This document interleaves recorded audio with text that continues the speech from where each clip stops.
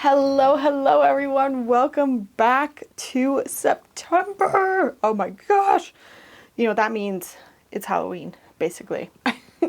September 1st is Halloween. Like, I celebrate my husband's birthday because his birthday's September 1st, but then after his birthday, Halloween decorations go up. And I'm celebrating with my pumpkin cream cold brew, which look at my cute little cozy. I love the Java socks. I wish I could like be affiliate linked with them, but they don't do like affiliate, or maybe they do, I should double check. But this is like my Harry Potter. I have like another one that's like astrology, and then I have a third one that's like or a third one that's also like Harry Potter. But this is like the small size, and they make them in a couple different sizes. But I'm such like a slow coffee drinker that I have to like put this around my cold. I'm like a cold drink only kind of person. I don't know about you guys. It's Sunday. My kids are with grandma. The natural light is coming in. Like, look how beautiful this is.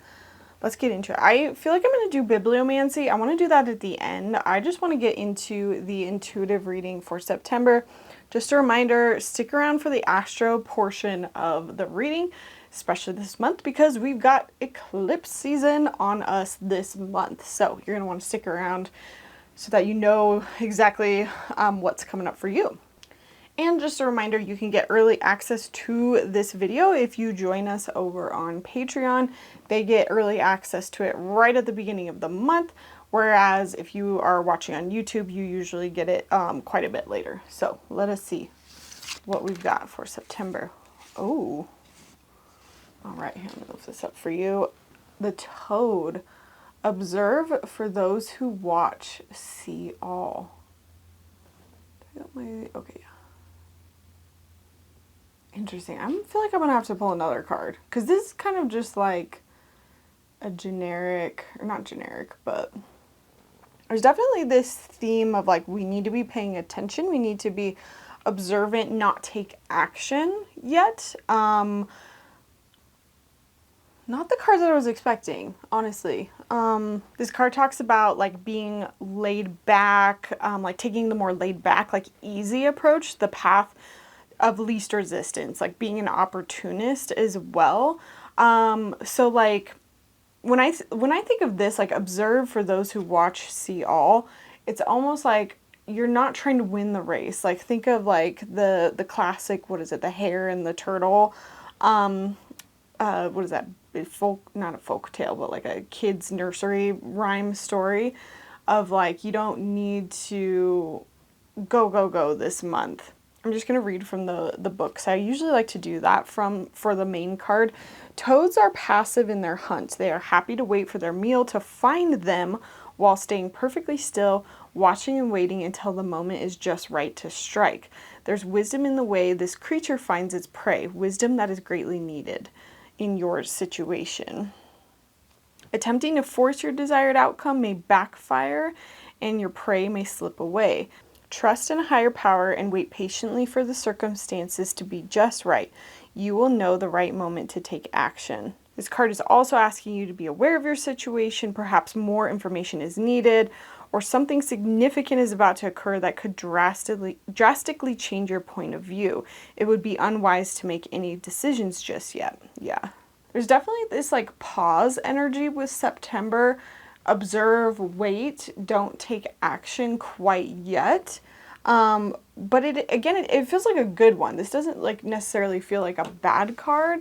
It just feels like you need a little bit more information, but when you, again, with like the whole toad and acting on its prey, like when you pounce at just the right second, you're gonna have like a much better result than if you jump into things at the wrong time. So I am getting like a really good outcome of this card, but it might just have to be like wait, and then go. I just want to pull like one other clarifier card for this month, just to give us a little bit more information.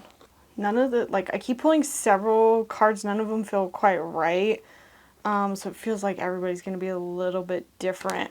But I did pull this card. I feel like this kind of like sums it up. Like I will say I pulled one that kind of talked about Let's see, where was it really fast? I pulled this Darkness Falls card, which talks about like things that are hidden being brought to the surface, which definitely mirrors a lot of the eclipse energy, and we'll get to that in the astrology part.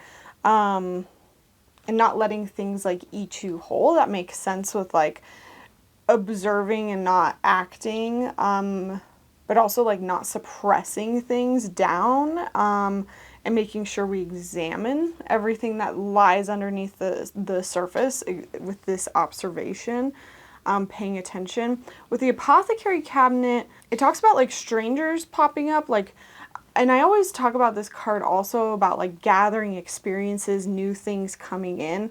So I'm just getting this generic sense of like for all of us, there's just going to be something new thrown in our path, something different that we're going to have to like deal with or experience this month.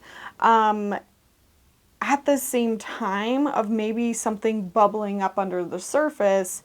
And so that's why it's important not to like act, because we're kind of having to balance, like, I'm just going to put all three of these up here. It's like something is being brought to our attention that's been dormant, that's brought up from the past, that's hidden, that is really needing to be called to our attention. I feel like this is like shadow work essentially. Like for when we get to the astrology portion, for those of you who are listening, I'm like immediately getting called to a lot of the stuff, a lot of the planets shifting back into Pisces, when I get to that.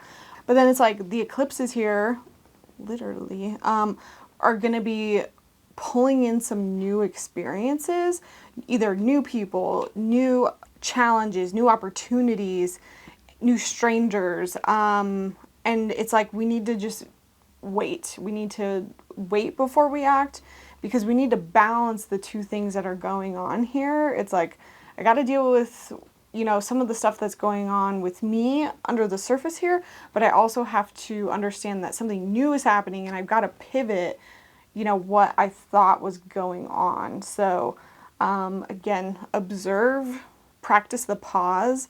I love that concept of like, you can always pause before you react. You never have to respond right away. Like even when you get an email, even when you get a text, you never have to get back to somebody right away. You can always think before you respond. Even if you're in front of somebody and, you know, they're asking you a question, you can always say, I don't know. Or you can say, let me think for a second. You know, there's always power in the pause. Let's try to get some more information though on like how this is showing up. New deck. This is the 7th Spear. And you guys have seen me use their Lenormand deck. And this is actually their tarot deck. And I was using their app, and I was using their cards in the app. And I was like, these cards are so beautiful. I wonder if they sell them. I was like, oh my gosh, sure enough, of course they do. And look at the like, blue rainbow chromatic new tarot deck. I used to, in all my videos, be like, oh my gosh, I'm just one more. But now I'm just at this point where I'm like, you know what? I just got another one. I'm addicted. I admit my addiction. Okay. It's like I just read so often that I need to keep things fresh, you know? Okay. How's this showing up for us? We have the Judgment card and the 5 of Pentacles. Like, I also like how minimalistic these designs are, but they also don't, they still use the symbolism, the like visual symbolism of the original Rider-Waite tarot, so it's still helpful for learning the tarot, and I think that's really cool if, you know, you're a beginner and a newbie. All right. It's definitely a bigger month for sure. So, how this is showing up. There might be, again, not for everybody, but the 5 of Pentacles, you know, the 5s talk about conflict. It talks about struggle, sometimes overcoming that struggle. Pentacles can be around more like earthly matters is what I always say. It's like the roof over your head, your job, your security, your work, your home. And there might be some conflict there. And the fact that I pulled it up kind of in the same position as this Darkness Falls, like I feel like there might be some old stuff that gets like brought up from the past. Again, I don't feel like this is anything new. I feel like this is stuff you're familiar with. This is stuff maybe we've been pushing under the surface that needs to come up. Again, it might not be a literal like house for some of you, or a literal money, or a literal job. For everybody, it might look a little bit different. This is a group reading. But it's something that definitely needs to be re-examined.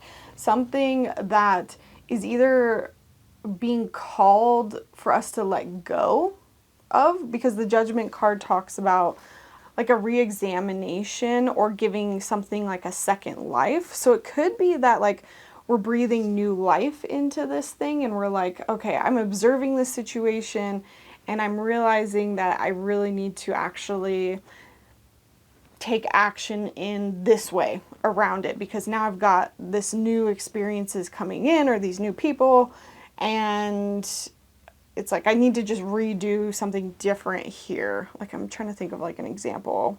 Like my job. I've been ignoring my job and I know that I need to leave, and this new thing came in where like I need to start taking care of my family.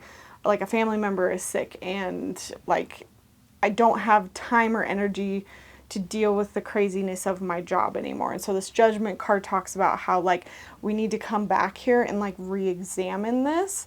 And again, it's not making these like rash actions. It's like thinking about it, examining it. But the Judgment card doesn't necessarily indicate like a like good or bad. It can be, the result can go like either way. Like, because it can literally just be like a moment of truth, a like spiritual awakening where you just like realize the cycles around something and you're like, oh my gosh, aha, wow, okay, now I can let go of something around this and start to fix it. So again, I do get the more positive sense of this. It's like we're able to see something in our lives that's not working, and we're kind of coming back to it and saying like, we have this like light bulb moment with this Judgment card, and we're finally like able to let go of something that's not working here. With this Darkness Falls card, it's like it's bubbling up to the surface, and because we're embracing, you know, this observational, I'm gonna pause, I'm gonna really think about like, how do I work with this energy and not just like force against it. Again, remember like path of least resistance. I feel like we end up like letting go and embracing a completely new path and opening up like a new cycle. And it's almost like we finally put something to rest, because, you know, everybody with the fives, they talk about like the challenge, but you know, what comes after the five? You know, what I love about the fives are like, yes, it's a challenge, but at the end of that challenge is like you overcoming it and seeing like how you can progress because of that challenge. And again, with what I say with every month, you know, this is like if you're taking the advice. Some people could not take the advice, and they could have this like eating at them. They could not be observant. They could be taking rash action. And on top of it, they could have all these new things being thrown at them, and they're just like, "Bah!" and running around like a chicken with their head cut off. You know what I mean? It's just the themes in general. The themes in general are going to show up. You and your response to those themes are going to decide if it's a positive or a negative thing. Your reaction determines everything. I feel like that's where your free will comes into the situation. You know, all of this is neutral. This stuff just comes up, but how you respond determines if it's positive or negative. You can choose to do the shadow work. You can choose to look at this and like move forward and let go. And as these new things are being thrown at you, you can, you know, ride with the punches, or, you know, again, you can be like, nope, I'm going to keep shoving all these things in a box and I'm going to fight it. And I'm going to just like allow myself to succumb to the chaos and just, you know, be manic about it and not like take a breath and slow down for myself. You know, one of my patron members said like, I can't remember, no, it was last month. Like, even though last month, August, was like crazy intense, she put in the time and the work around her mental health, her physical health, and she had like one of the best months ever this year. And I just like wanted to share that because like again, you create your reality. And even like whatever the cards are saying about the future, I feel like it's kind of like an outline, but you get to fill in the rest of that story with your own free will, if that makes sense. So when you're like listening to my readings, I don't ever want you to feel like this is exactly what's going to happen. You can choose to really prioritize what you want to prioritize, and you can have like the best month ever, the best year ever, the best life ever, you know? Sorry for the light change. I had to pause. Ooh, so that's interesting. The hardest thing about this month is actually going to be community. Like feeling like we've got people on our side. That's interesting. The Witch's Gathering card usually talks about gathering in power, coming together, unity is rising. So there's this sense of maybe feeling like there's not power in numbers, or the community is not all on the same page maybe. And maybe even in your own personal life, it might just feel like a little bit lonely. It might feel like you don't have the support maybe on your side that you're hoping for. So I would again take this as medicine. Whenever I pull like the obstacle card of the month, you know, try to figure out how can you find community, even in a month where maybe it is going to be hard to find. Dang, I'm gonna have to pull out my light for the rest of this video. So as far as how we can have the best month possible, as I always say, maple tree. There's a change coming that is so big it will shift all that exists. I am not surprised with eclipse season being upon us.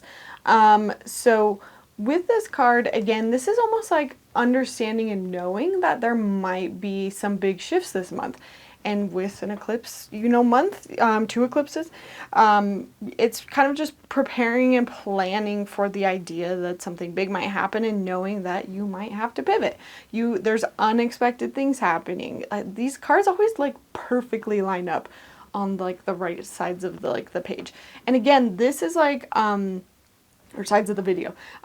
This relates to this Judgment card again because this is making us like the new things, the new changes, the new shifts are making us reevaluate something. And I'll talk about that with the eclipses and how exactly they do that. And you know, I did pull another card just because I felt like 2 were really coming out. And I pulled the Tea Magic card, which often talks about intention. And so being very intentional when these big changes come. Again, how do you respond? How do you react? You know, do you run around in circles screaming? Or do you take a deep breath and observe, take a minute, and then figure out how you're going to change and pivot? And for like our psychic abilities this month, we have to kind of ask ourselves, I feel like with this card, does it feel good? I feel like mostly we're going to be using our psychic abilities this month to just understand what feels good and what doesn't. Like when it comes to all of these matters that we've been talking about, it's okay to use your psychic ability in your own life. And I feel like this is just a reminder, like sometimes when life goes crazy, which again, I'm not saying that it necessarily is. This feels like a good unexpected change. Again, not a hard and fast rule, but sometimes when that happens, like we just kind of default to our logical way of like handling life. But remember, your psychic ability is here to help you figure out the answers. And sometimes when you just don't know the answers to things and there just doesn't seem like a logical explanation of like, do I go to A or do I go to B? Do I make this choice or that choice?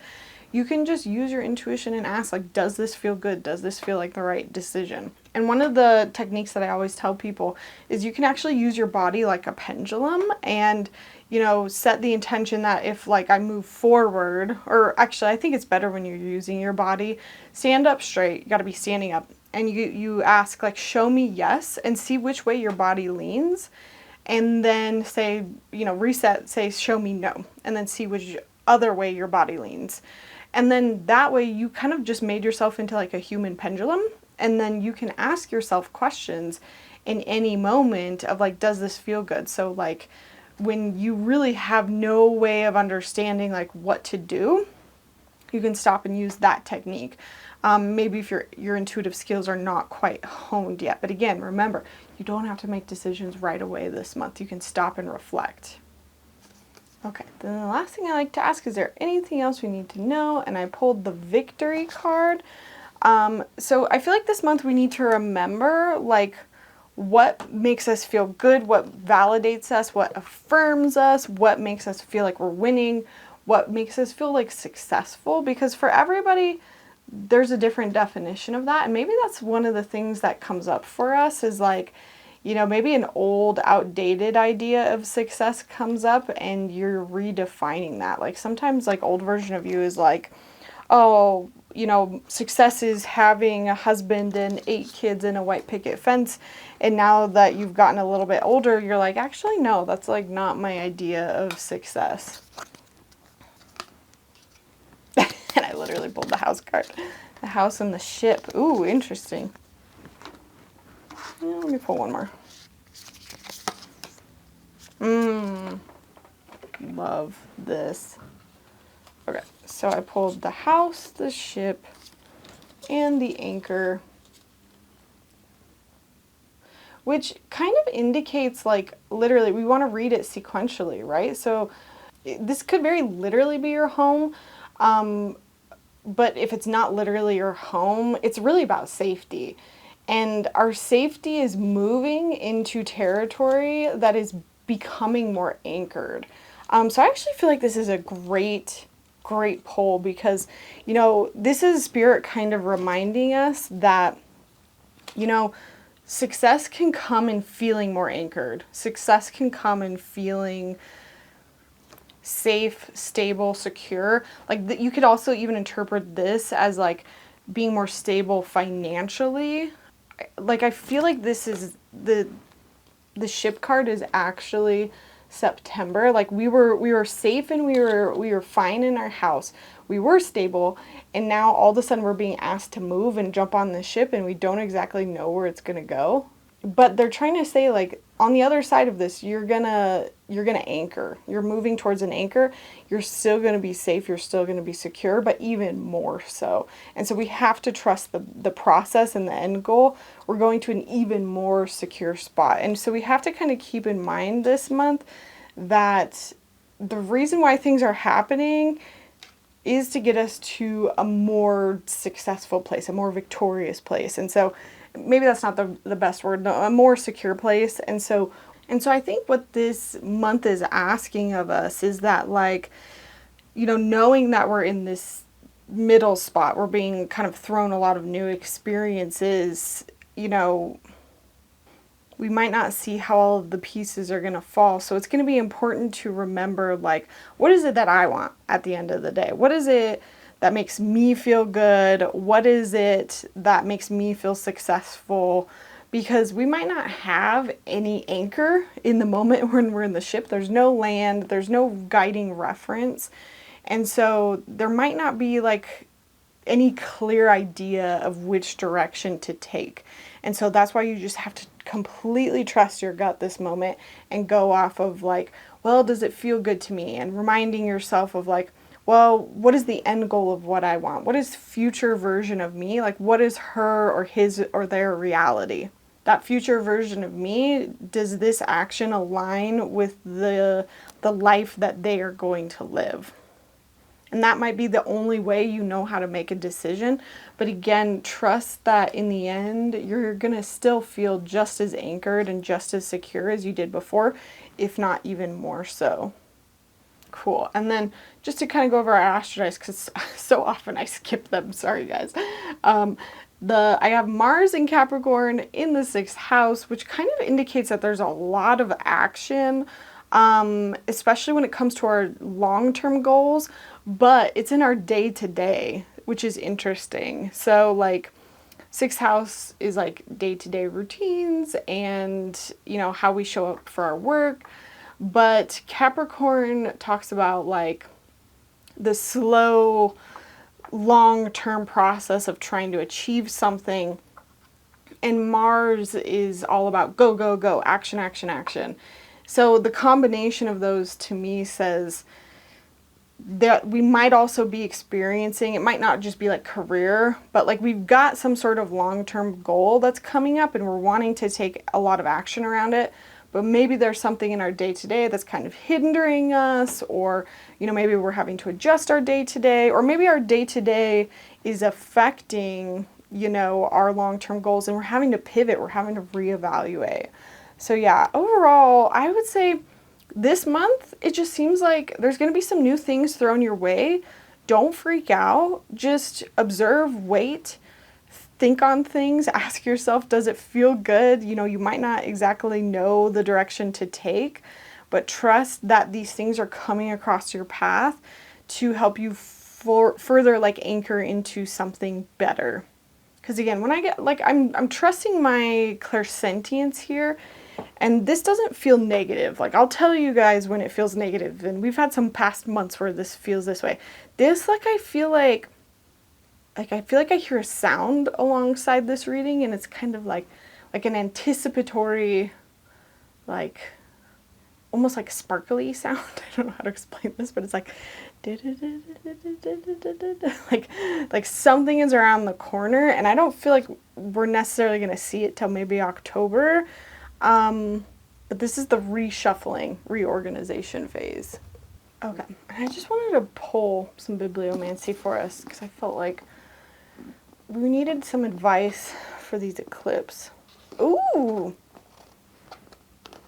Day 248. It's time to take your life back. The life you lost to fear, the life you lost to the opinions you valued over your own happiness, the life you lost because it couldn't fit in with the image that the world had made you think is ideal, the life you lost because you came to believe you were not worthy of your own joy, your own path, your own truth, the life you lost because you put it on hold, hid it behind a someday, a maybe, a should be, a would be, if only you found the courage to take even the smallest step toward the path you know is yours.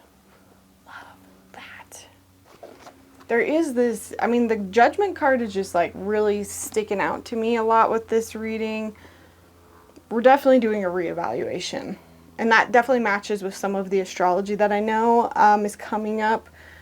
So just know, we're going to be reevaluating. So take a step back, observe. There's going to be a proper time to pounce on things. And it is going to land you in the zone of success. But you got to do the work around it first. So just remember, you can book a private reading with me at any time, and I have all the decks that I used down below in the description. But let's jump over to the patron cards next. And as always, just a reminder, when you join the Patreon tiers $11 or up, you will also get a personal reading for the month of September. Awesome. Let's get to our Astro Forecast. So this month is a big month because it's an eclipse month. So both of our moons are going to be eclipses. We have a lunar eclipse and a solar eclipse, essentially. And let's jump into it. Just remember, I do birth chart readings, so if you want me to read your birth chart and kind of let you know like what signs are in what houses for you, so as you listen to these in the future, you can get a better understanding of like the transits and what's affecting you, you can absolutely do that. That might be a good thing to do this month, especially with the eclipses coming up. So I want to start by essentially saying that the very first thing that happens this month is on September 1st, right on September 1st. So this might have already happened if you're watching on YouTube. Saturn moves back, it retrogrades back into Pisces. So it's going backwards. It's not literally doing that, but it's kind of, it looks like it's doing that to us. So it is officially breaking this kind of like kite pattern that I've talked about before, but it's also, more importantly, getting out of Aries where it's going to be for a while, and it's kind of breaking this pilot episode of where and what our lives are going to look like for the next couple of years. And that's something that I talked about last month, of like really pay attention to August, because August was kind of giving you the pilot episode of what life was going to look like for like the next couple of years. And so if this just happens to be like the first astro video you're watching of mine, I might recommend you go back and watch that. You don't have to. This is an important piece because essentially last month we had all of our outer planets in their new signs. And over the next couple months, I mentioned it in the last podcast, they're all, and in the last video, that they're all going to move back for the next couple of months. And we're going to go back to what feels like earlier in the year energy. And so we're getting that very first outer planet moving back on September 1st. So Saturn's moving back into Pisces. So it's going to feel familiar because it's already been here for so long. So a couple of things with this. One, I just released a podcast episode about transits and about understanding how to use really simple astrology techniques to understand foreshadowing and how to predict your future based on using ingresses and egresses and all sorts of different things, retrogrades, all of that stuff.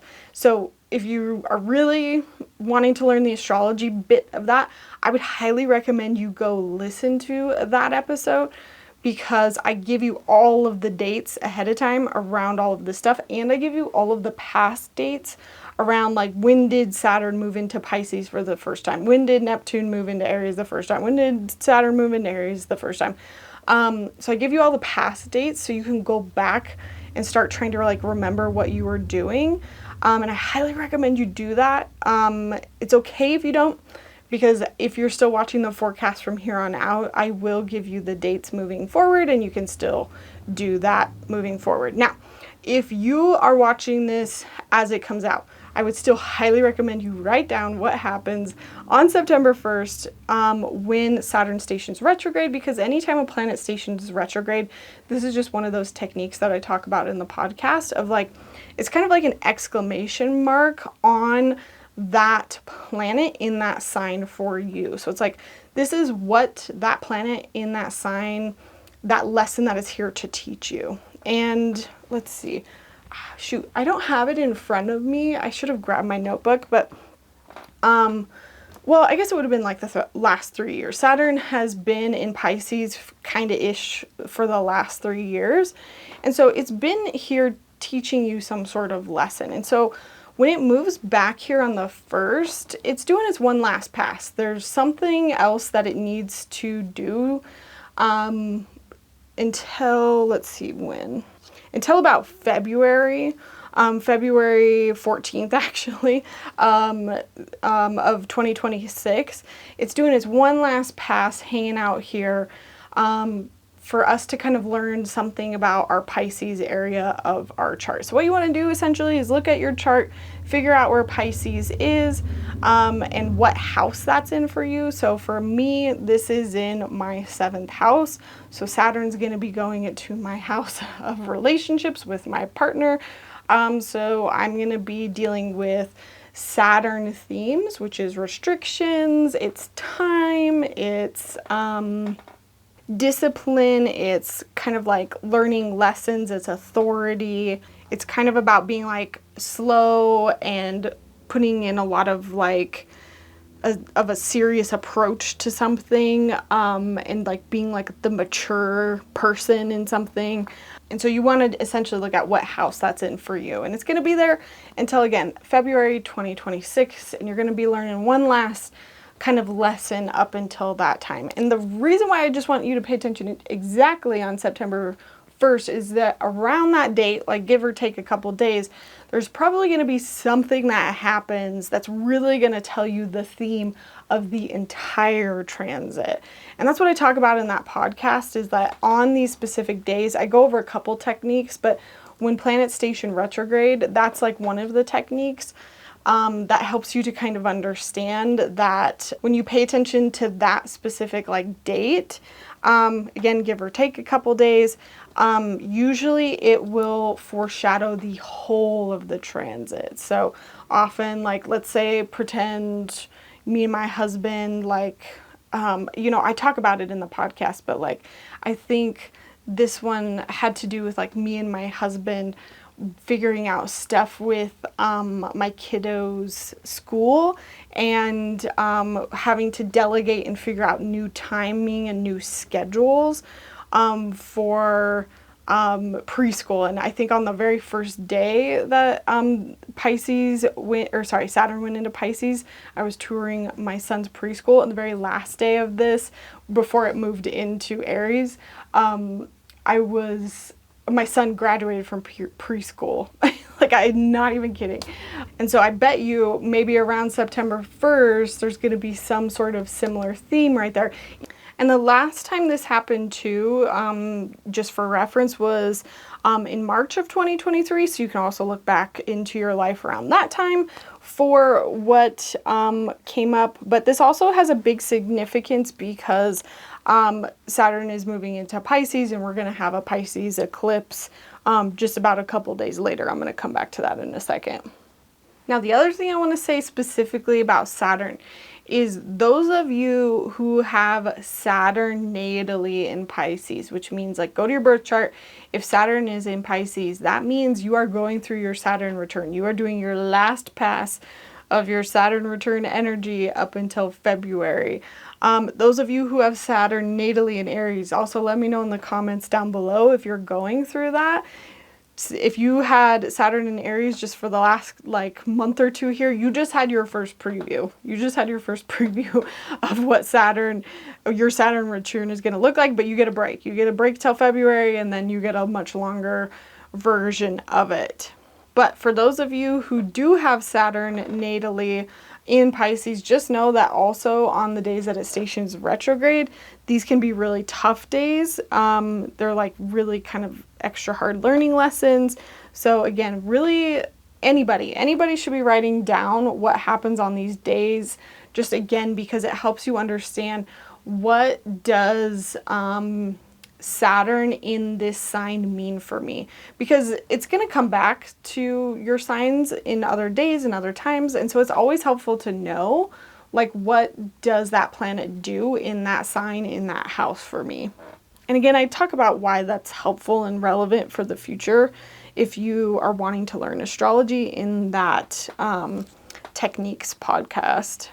Okay, so that's Saturn, but like zooming out on the larger picture here, now that Saturn kind of breaks this, now we are no longer in this pilot episode of like feeling what's going to happen over the next couple of years. And so I just want you all to like make sure at the start of this month you stop and sort of take note of like what August was like for you. Maybe like go back, look at like your notes if you have been taking astrology notes. If you haven't, just kind of like look at your schedule, look at your phone photos. Like, it's so important to do that now while it's like still fresh on your mind, because this will really foreshadow, again, when Saturn was here. And we've got Pluto in Aquarius, Neptune in Aries, and Uranus in Gemini. This is really going to foreshadow the next couple of years. And it's going to be helpful in a couple of months, like next spring when we come back to this energy. You're probably going to forget what it was like. I mean, maybe not. But when we come back to it, it's going to be helpful to know what that was like.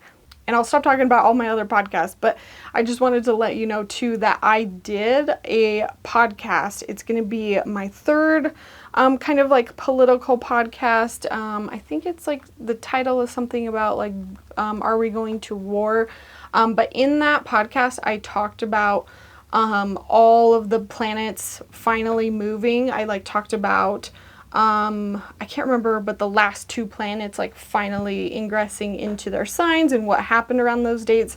And then I talked about the kite formation and what I thought was going to happen.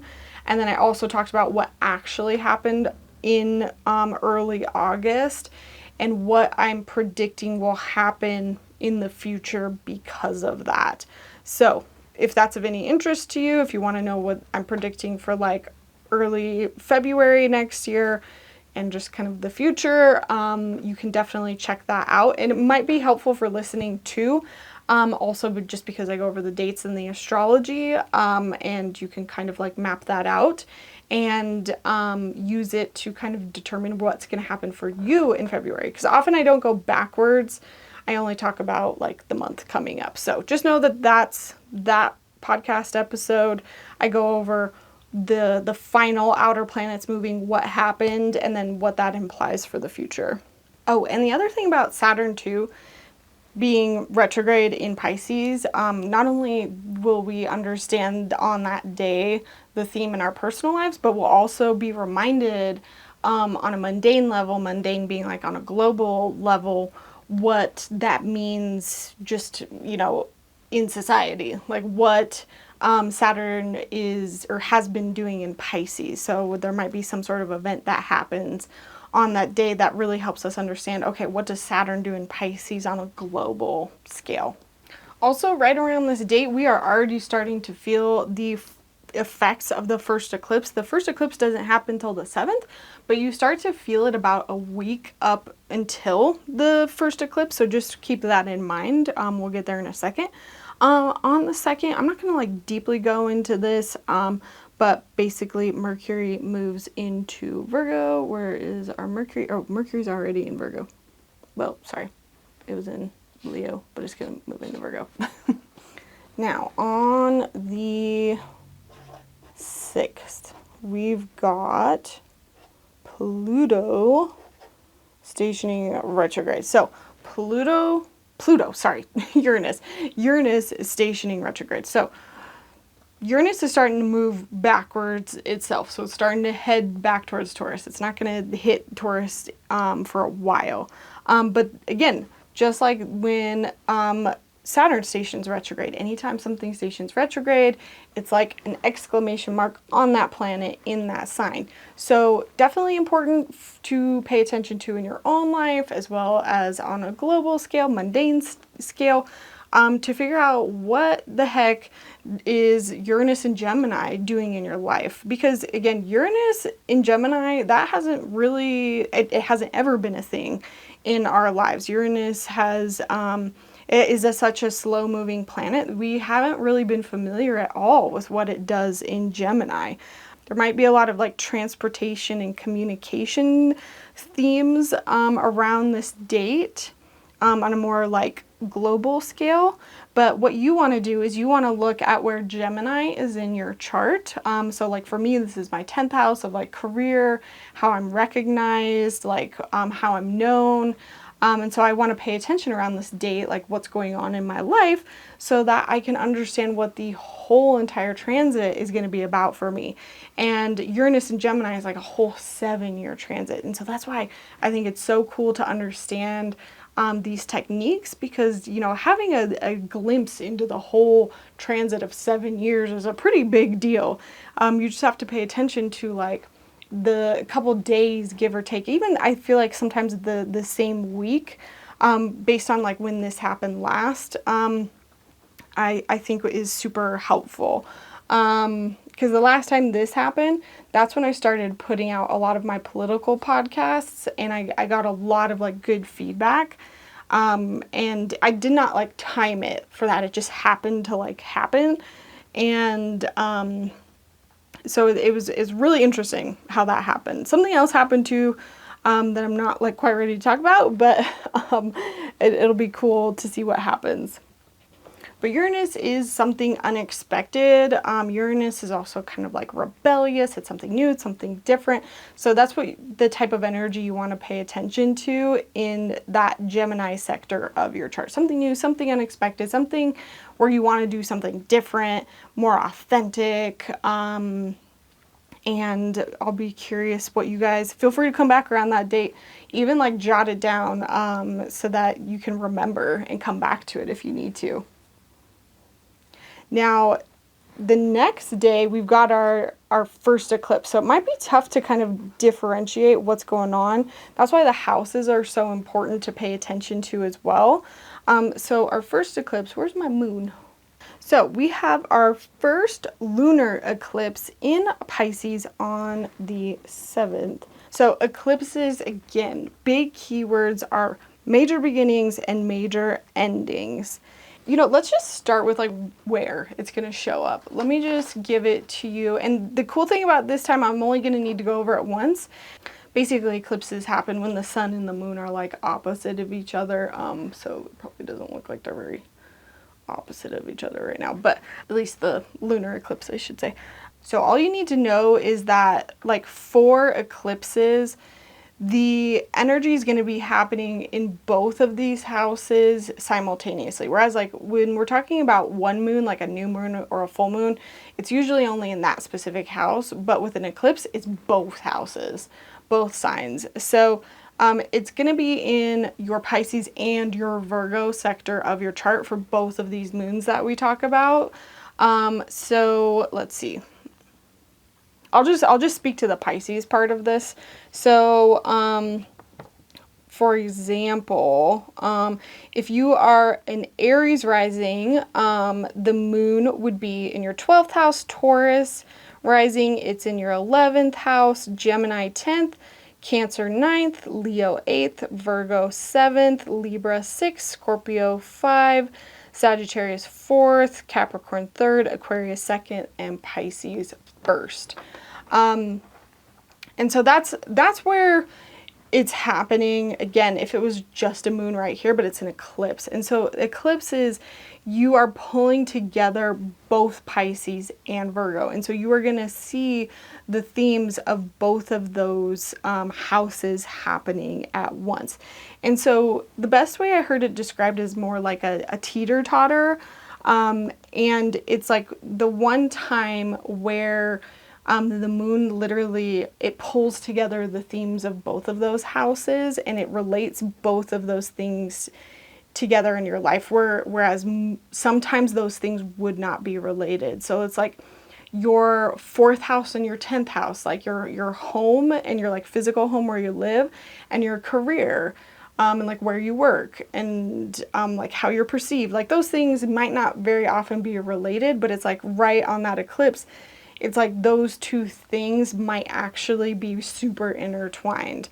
Like for me, Pisces and Virgo, it's going to be in my 1st and my 7th house. So it's like me and myself, my identity, but then also my partnerships, like me and like my husband, or me and like other people in my life. So just know that you're going to see both of those themes at the same time. And it's not just like separately, it's like somehow they're actually going to be affecting each other, and it's like you have to do this balance of both in the chart.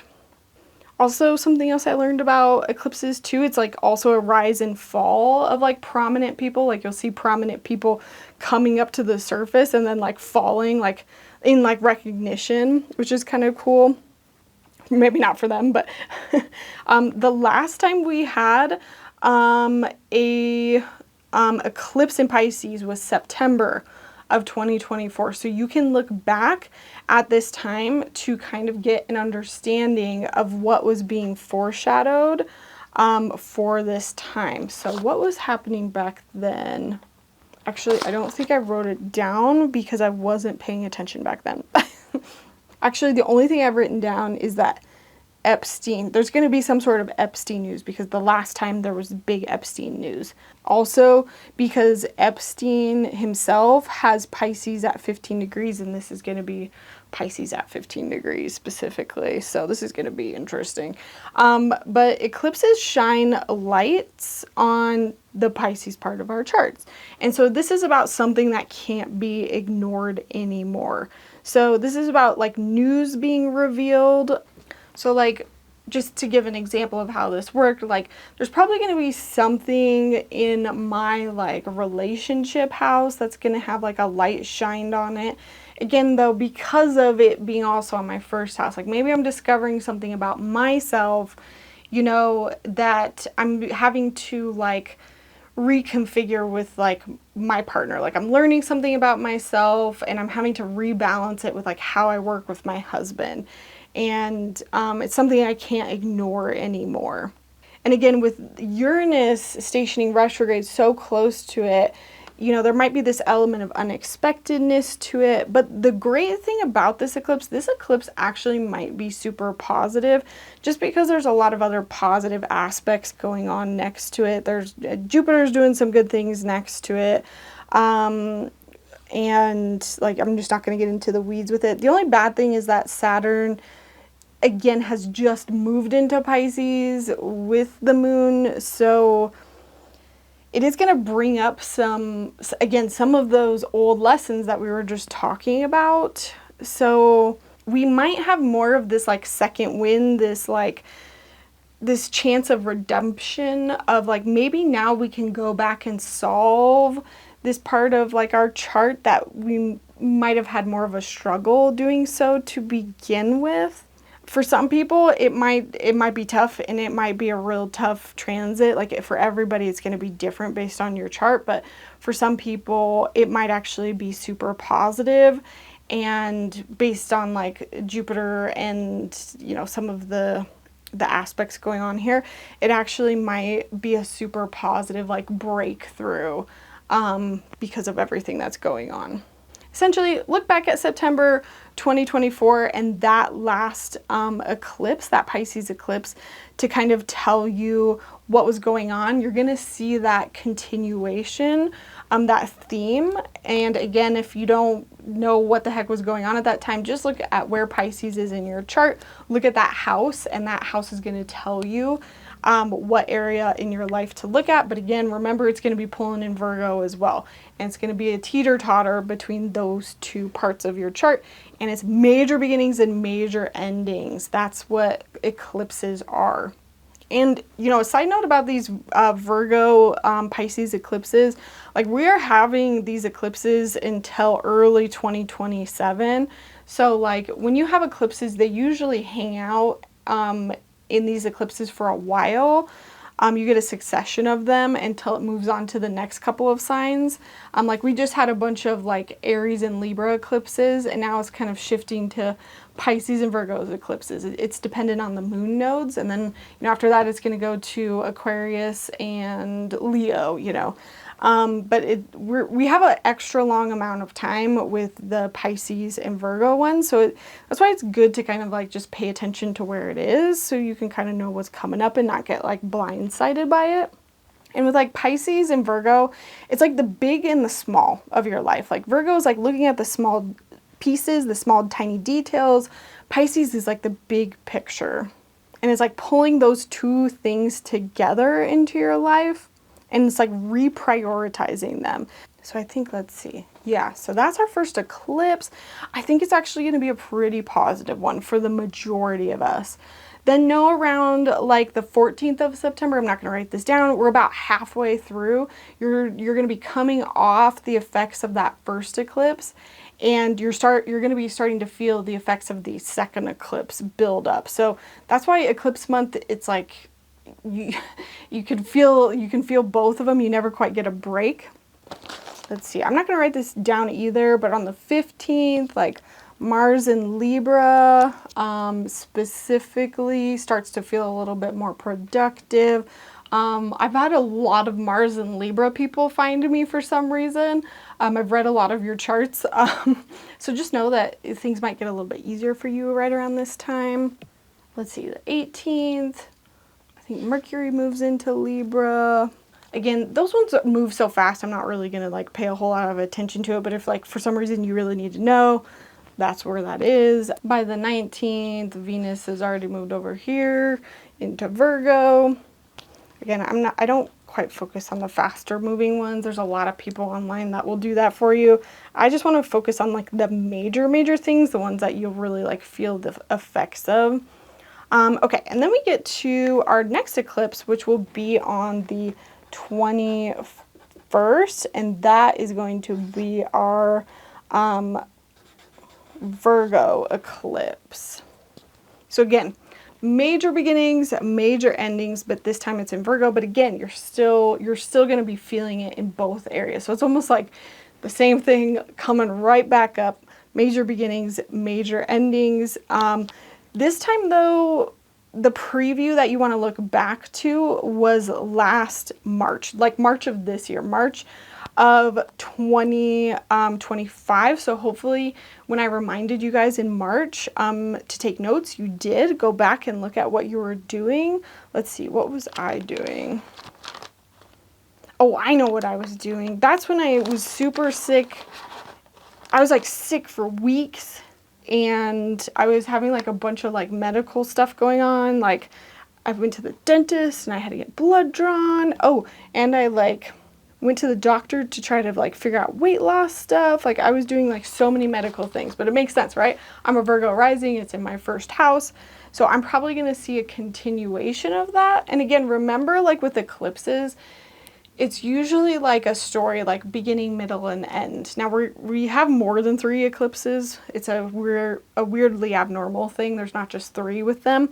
But in general, you can just kind of keep that in mind that normally there's like 3.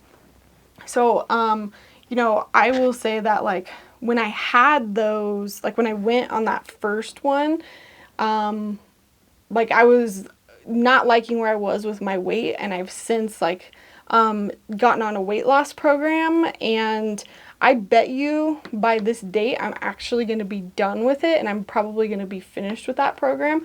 So it'll probably be like the next stage of that program, just to kind of give you like an idea of that, because I know that's about the time that I'm going to be finished with it, probably. But again, there's definitely going to be a tie-in, a seesaw, teeter-totter with the other house because it's still an eclipse.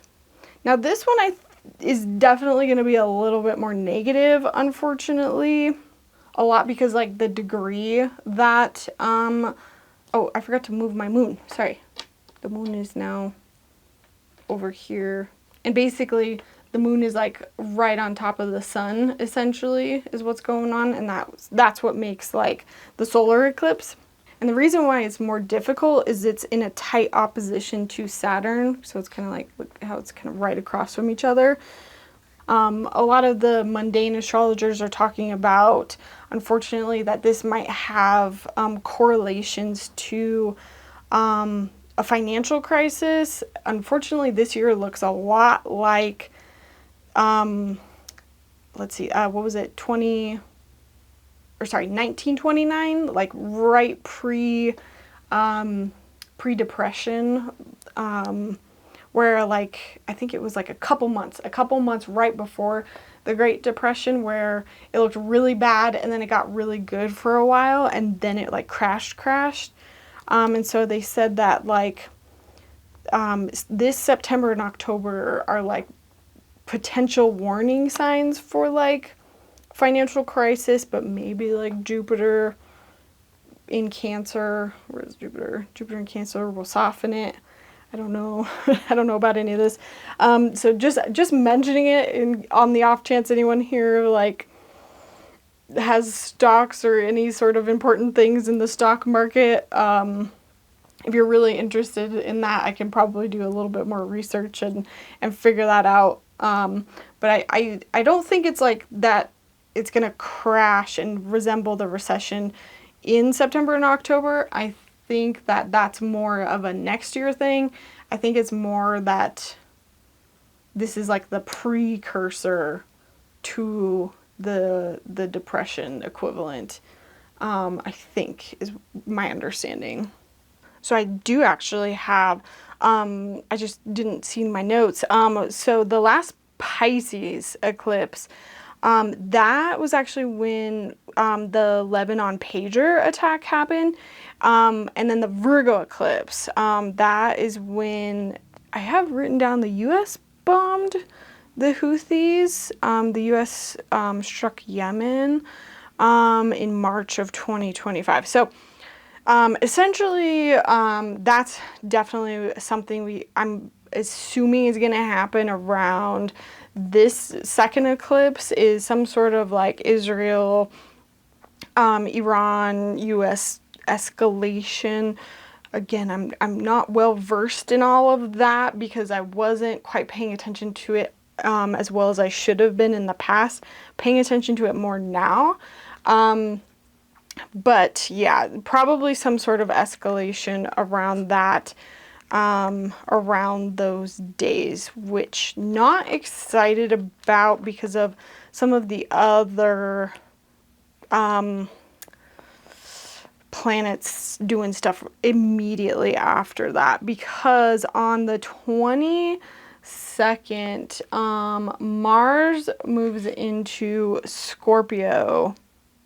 And you're just going to get a little bit of Mars and Scorpio flavoring to that, that eclipse, which I'm going to kind of come back to here in a second. It's kind of just more Mars and Scorpio, I guess, is, again, I'm repeating a lot of what I've heard because I'm learning as I go. But Mars and Scorpio is a lot of like sheer determination, like just like locking in, getting things done, being like super aggressive in a very like deterministic way, in a very like cutting through things in a very almost like violent way sometimes.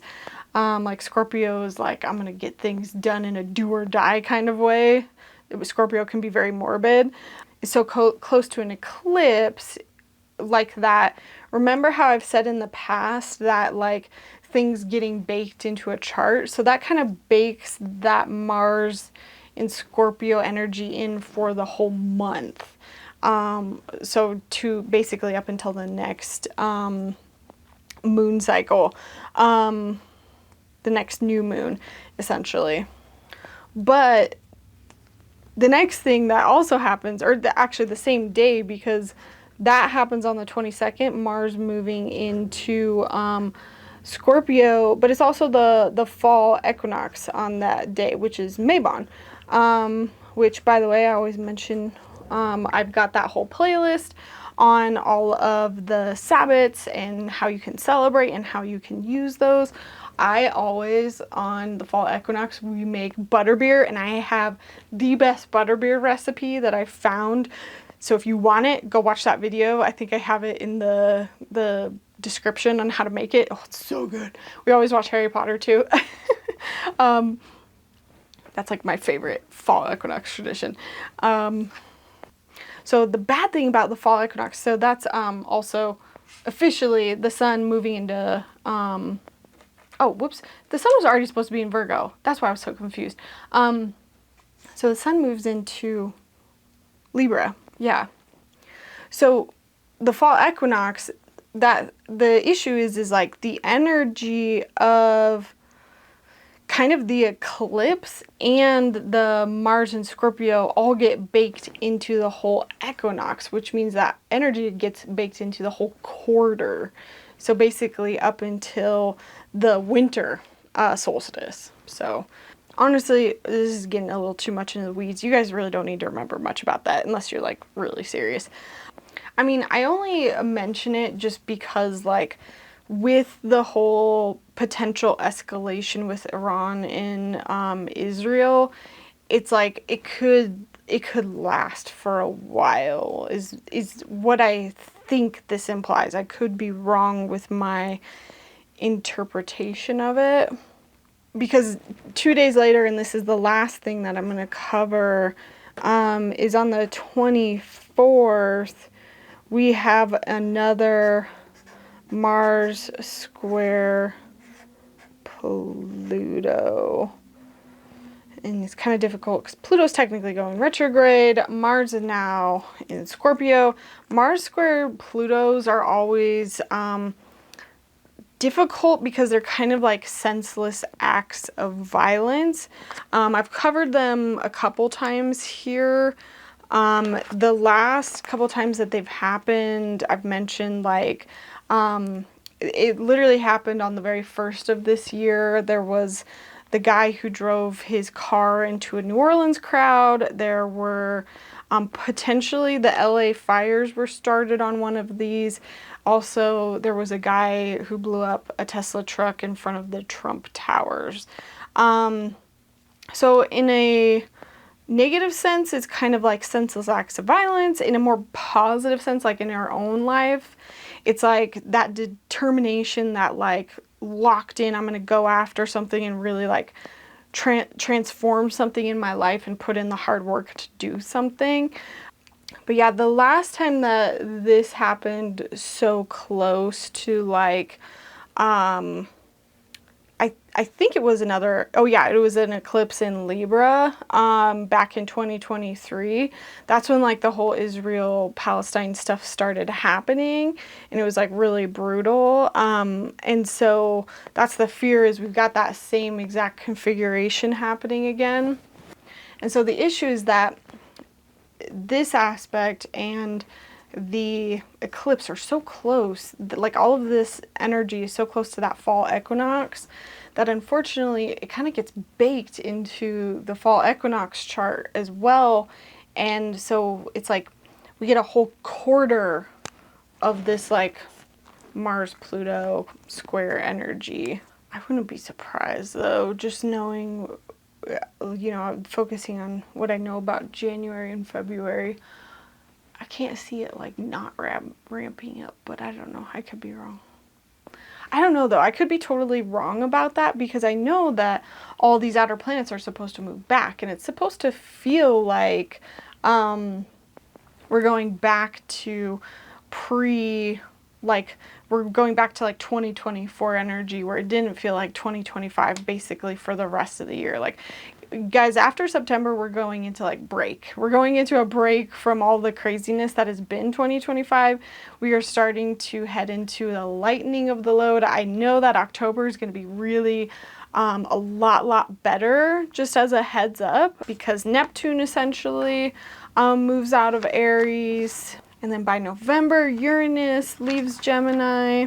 So yeah, September's going to be a little bit crazy, but then after that, we're going to get a little bit of a break. So I hope this astrologically works out well for you. It really helps me when you guys let me know what's going on. So thank you so much for everybody that comes back and comments and shares. Like, I see everything, and I love hearing your stories. It helps me to learn, especially when you guys aren't the same like rising signs as me, because I love hearing like how it's affecting you. It helps me to learn how it applies to everybody. So thank you so much. So yeah, I hope these eclipses treat you well, and feel free to again go watch the transit podcast so that you can get the dates and you can go back and maybe understand a little bit more about what all these outer planets are here doing for the lessons in your life.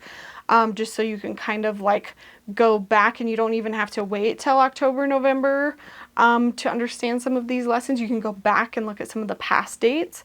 And then again, you can go even look at my third political podcast, which again, I think is titled something about like, are we going to war or something? And you can use that to understand all of those outer planets and understand what events have happened mundanely in the world, so you can kind of get an understanding of what I am predicting is going to happen, more so in the US. Most of my predictions are happening for the US, and what I think is headed our way. I also did a lot of like dream work around that, which I share in that video, and I'm going to continue to do a lot around that as well. So if you like the astrology part of these, you're going to really like my podcast. They're long, but they're worth it. Oh, also, I guess the best electional chart. So if you want to like start something, do something, this month, September 11th, 6:55 a.m. I think that's mountain time. So you're going to have to adjust it to your time zone. That's a good electional chart for starting something, especially like anything that has to do with like communication, because it just has like a really good electional chart for like Mercury, just anything you want. Like, it doesn't even need to be that precise. September 11th is a really good day to start anything communicated related. Maybe not the best for finances, but yeah, that is a good date to use. All right, friends, thank you so much for listening. Let me know how September goes for you, and I will see you all in October. Alrighty, bye.